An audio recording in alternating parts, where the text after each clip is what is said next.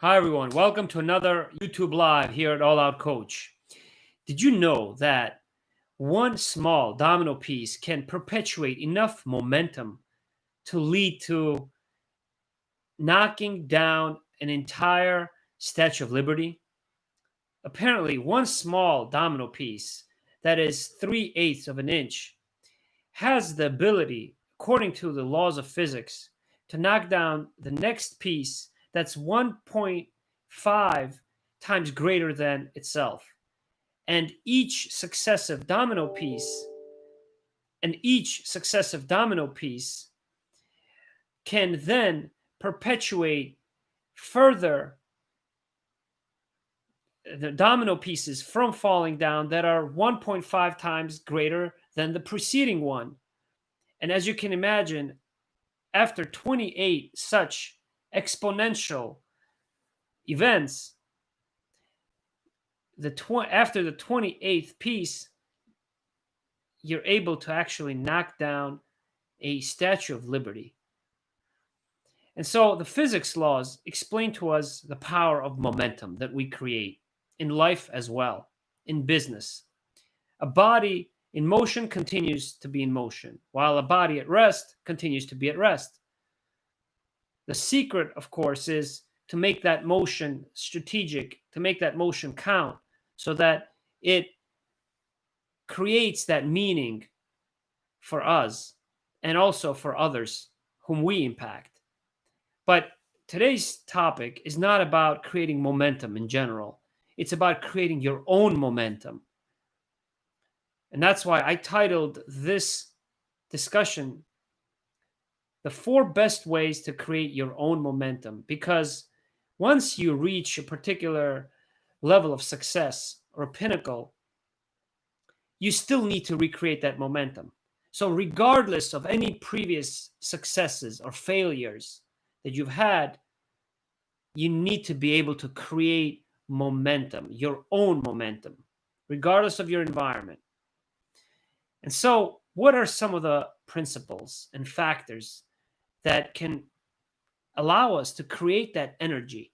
Well, let's define momentum first. Momentum is simply the action potential that is converted into some form of energy.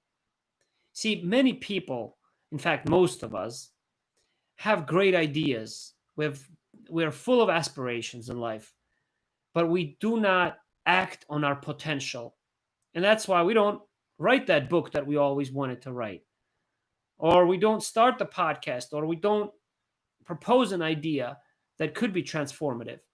And I want to take you through some stories from my life, very candidly, and also some of the research that has been done in business, some studies of sports athletes, in order to illustrate to you how it is that we can create our own momentum. First, you have to give yourself permission, as this diagram shows. You have to understand that no one gives you responsibilities or any momentum. People give you tasks, roles, but it's you who has to assign yourself and to choose the responsibility of being a leader, for example. It's a lifestyle, and the same goes for momentum. And that's why I remember a time when I was in a company that was a startup that had the best product in the class.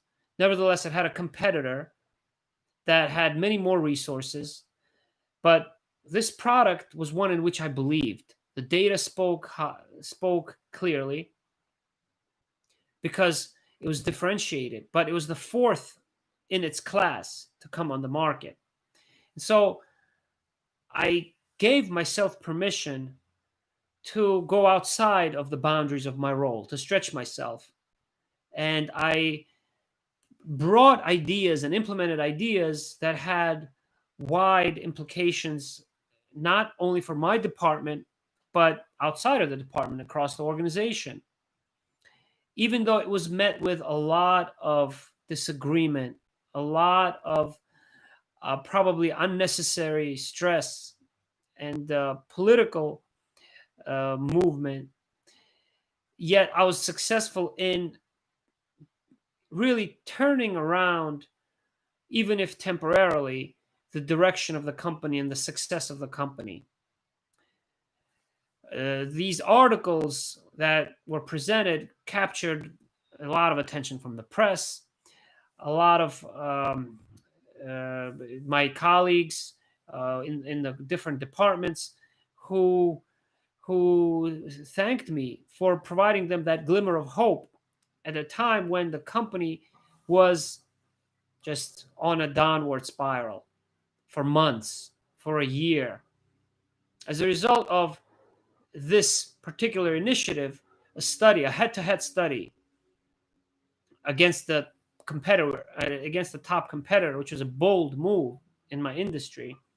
It was a pooled analysis that updated the literature because there was a gap in the literature. Uh, the stock price increased of my company where I worked, but it wasn't enough. It wasn't enough to turn the company around completely. And because of problems in strategy, because of some problems in how operations were being handled, I wasn't sure that I was moving in the same direction as the rest of the company. And I wasn't feeling fulfilled, even though I was passionate about the company. And I had some great colleagues who were equally as passionate as I was about our mission.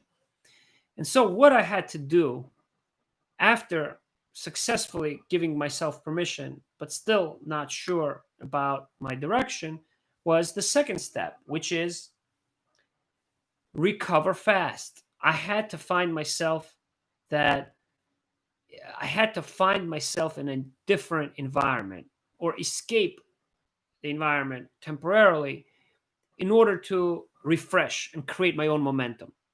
And so, before I tell you what I did, I'll tell you some of the data that supports recovery time.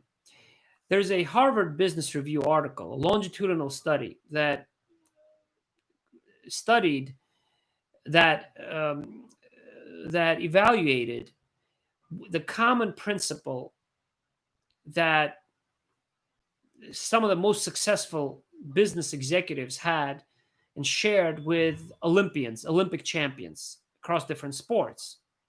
Apparently, after this study, the authors concluded that it wasn't the talent, it wasn't the skills, it wasn't the performance, but it was only one factor, which was recovery time.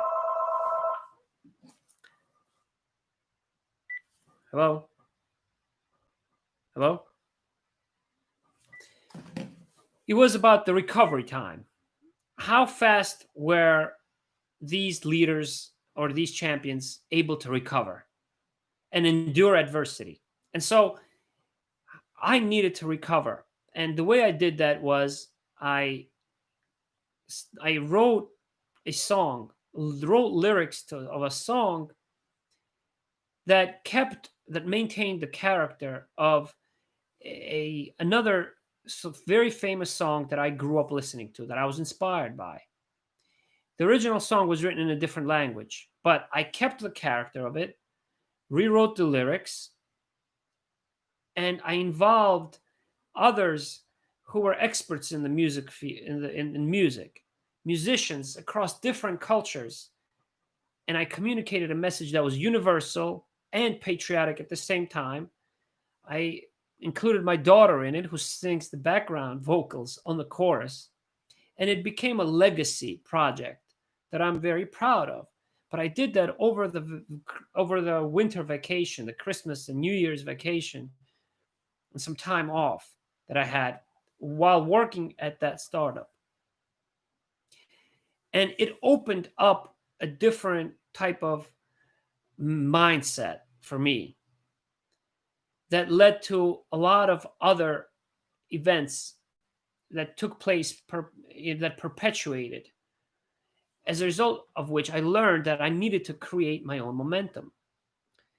The other things that I did to recover fast was I always was passionate about cooking, baking, about also watching all the ingredients of everything that I eat, being a doctor of pharmacy, and also being a home cook, home chef, if you will.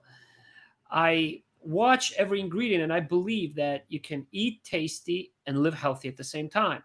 So I had attended this one specialty food show in New York where I made some friends with some Italian manufacturers of rare artisanal products that are virtually impossible to find, not only in the United States, and 99% of the stores are online, but also in Italy. And these products I had known about and I had tasted them and I had realized that there was a company and I started to help promote their products in the evenings and on the weekends. I would go to the airport after work at 5:30 or 6 o'clock once a week in order to meet with some of the distributors, some of the delivery guys, and actually I would carry some of these artisanal products to some of the nearby customers with whom I would promote them later, and I felt fulfilled. Now, did this mean that I wanted to leave my industry to do something else, which some people wondered about? No, because the problem is that you have to give yourself permission, as I mentioned earlier, because other people will always put you in a category that they see you in. But you have to study yourself, who you are, what moves you, what creates your inspiration to fit what you do to value other people. So I have a best one of my best friends, and he knows me very well. He knows me very well, and he asked me once, "What are some of the things that I want to do?" And I told him what they were, and he told me, "Look, you can do them all. Just do them all." See, that's a different way to react to other people who may not know you. And that's why you cannot listen to everyone. Even if they're experts, you know yourself best. And just because you work in one particular field doesn't mean that you cannot also stretch yourself and do something else and also be good at it, as long as you're valuable to other people. So I went as far as actually uh, promoting someone's specialty artisanal store by working in a pizzeria on the weekends for 2 months. Not only did I have fun speaking to some of these other colleagues or new colleagues, right, in different fields, but I enjoyed stretching myself and my abilities. So recovering fast is important, and you can find creative ways to do it. The faster you recover, the more successful you'll be. That's what the data shows. That's what my experience shows. The third point is find a support network. That support network can be a mentor. Chances are mentors are not going to tell you, look, I want to mentor you. You have to ask them. You have to proactively find people who will support you, who will not just tell you yes, even though most of us feed off of positive feedback and positive and reinforcement. Also, those people who will tell you no because they're concerned, intimately concerned with helping you grow. You see? So you need to be creative about where you find the support network. For me, I had a support network in my company. I had a lot of colleagues who thought the same way as I did, or at least who shared the direction. They didn't have to think the same way I did, but we shared the same direction. We had a good dialogue. But it wasn't enough because I still wasn't sure that those in leadership really supported me enough or helped me see the same vision that they did, which I didn't agree with. And so when I was going to the airport and I was speaking in English and Italian with some of these new friends that I formed, I felt strong. I felt fulfilled. I felt like I had a support network there as well. So not only did I stretch myself and discover some other things that I was good at, that I became better at, and other relationships that I could form, but also a support network, people who were outside of my industry, but who I knew who wanted me to succeed, or at least who shared the same experiences. The fourth is visualize. The fourth factor. Visualize refers to being able to see that momentum.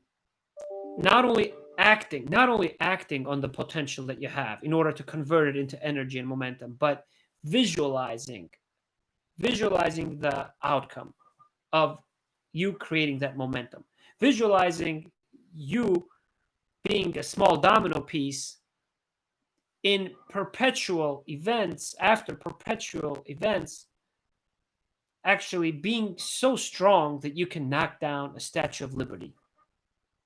And that's what Bodie Miller discussed in the podcast that I listened to this week. Bodie Miller was an alpine skiing champion in the United States. He was an American champion in downhill. And growing up, he was a scrawny kid. He didn't have nearly the talents, the skills that other champions did, those he competed against. And he realized, even after practicing a lot, that he was never going to catch up to them.